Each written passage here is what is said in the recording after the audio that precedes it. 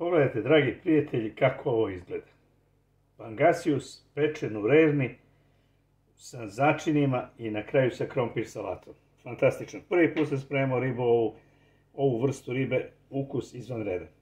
Ako hoćete ovako da dobijete nešto, pogledajte ovaj naš recept.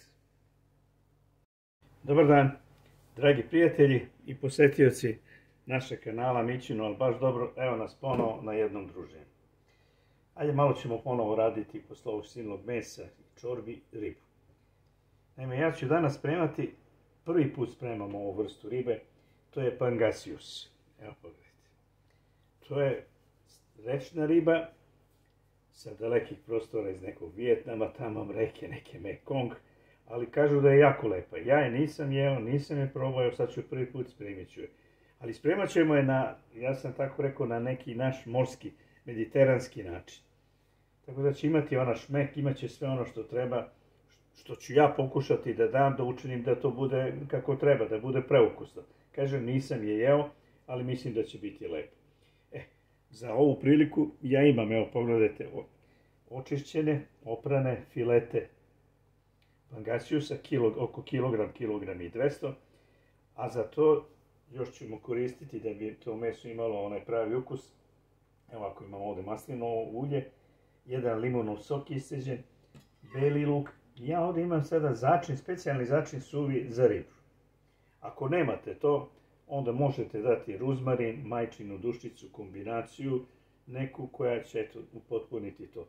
Znači, začin za ribu, peršun i kapar. To je ono što ide, mediteranski začin koji baš ide uz ribu koju joj daje onaj pravi šmek. Za početak ćemo mi sada ovog pangasiusa poređati u pleh, izmešati ulje i limunov sok i premazati ribu. Pa da krenemo. Evo, ribu smo složili u ovaj pleh. Sad ćemo izmešati maslinovo ulje i limun.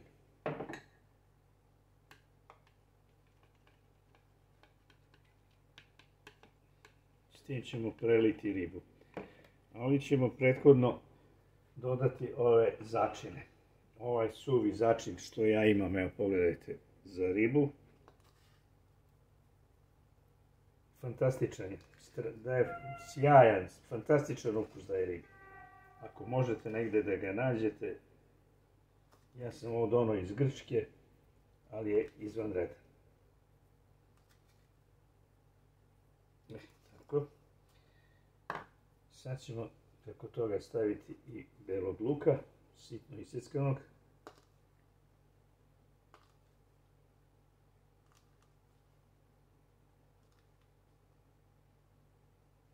To.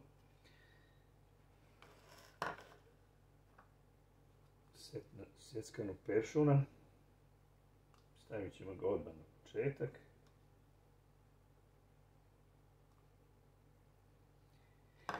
Kapar, evo pogledajte, ili kapari, već kako se kaže, njega ćemo dodati pred kraj, da ne bi izgubio onaj ukus prilikom pečenja. I naravno, soli po želji. Nije, kažu, mnogo slana riba, možete staviti soli. Kažem, prvi put je radi.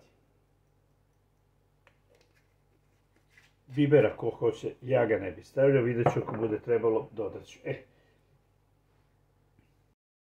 Sad kad smo ovo ribu začinili, sad ćemo je posuti sa ovom smešom limunovog soka i maslinovog ulja.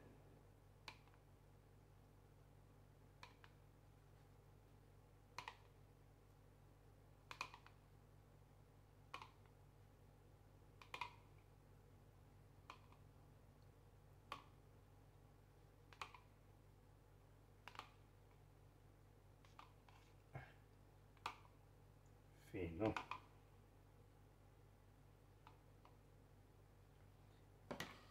Ovo ćemo sada ostaviti jedno pola sata, eto malo da se ovi mirisi prožmu, da riba to upije i onda ide, prekrijeva se folijom i ide u rernu. Znači vidimo se za jedno pola sata. Evo, dragi prijatelji, pola sata, možda i 40 minuta sam pustio da se malo marinira riba.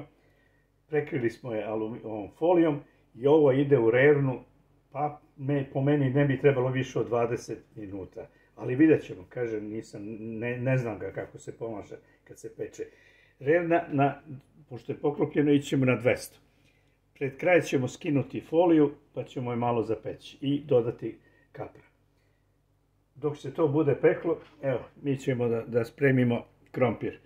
Kao prilog uz ovom, nećemo izmišljati toplu vodu, nego ćemo jednu klasičnu, a malo na drugi način krompir salatu. Znači, vidjet ćemo se kad budemo skinuli foliju. Evo, dragi prijatelji, oko pola sata sam držao. Sad ćemo da vidimo šta se ovdje događa.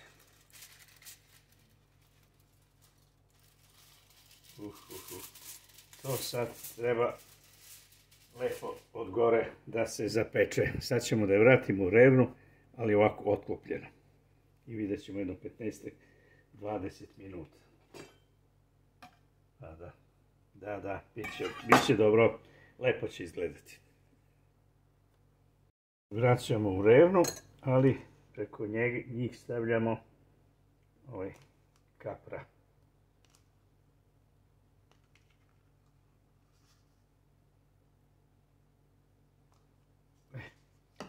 Ništa, vidimo se.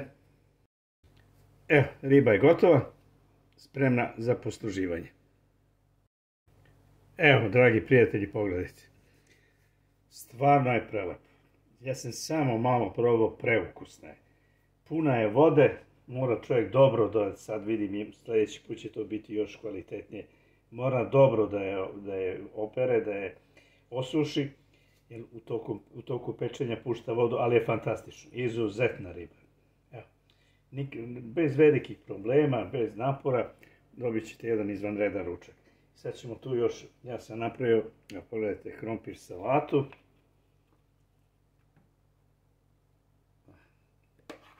Ali sa prazilukom. I od gore, naravno sve ostalo što ide, sirće, ulje, ali od gore smo stavili i malo mirođe i peršuna.